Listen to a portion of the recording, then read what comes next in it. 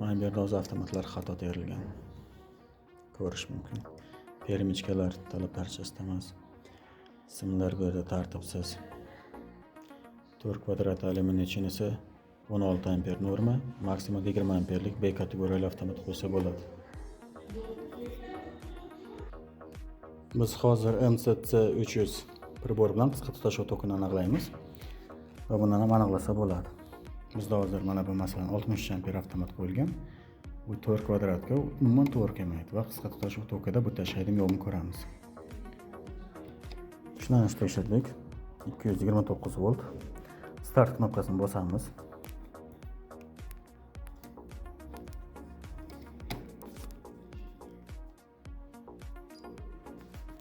Start knopkasini bosdik.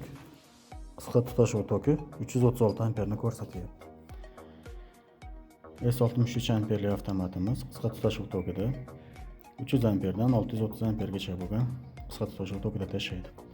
Bizda hozir bu qisqa tutashuv toki tekshirganimizda 63 amperlik tashash uchun bu yerda kamida 700-800 amper ko'rsatish kerak edi.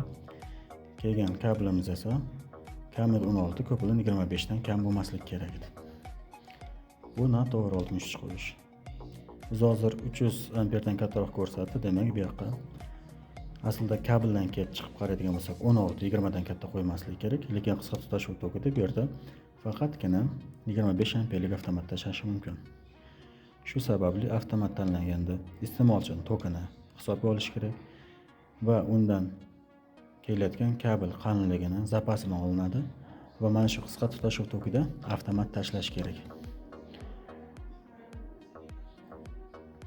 Va shet terganda mana shular e'tiborga olish kerak. Bu yerda hozir o'lchadigan bo'lsak, iste'molchining toki 10 amper ham chiqmaydi. Bu uchun 16 amper normal holatdagi avtomat bo'lardi. Hisob-kitob qilinadi hamma joyda. Istalgan kabellar bir-biriga to'g'ri tashlanadigan bo'lsa, uncha-muncha urmaydi deb 63 amperlik qo'yish eng katta xato. Bu yong'inga sababchi bo'ladi. Shu sababli har bir ishni o'z mutaxassis tergan yaxshi va har bir ishda hisob-kitobi bo'lishi kerak.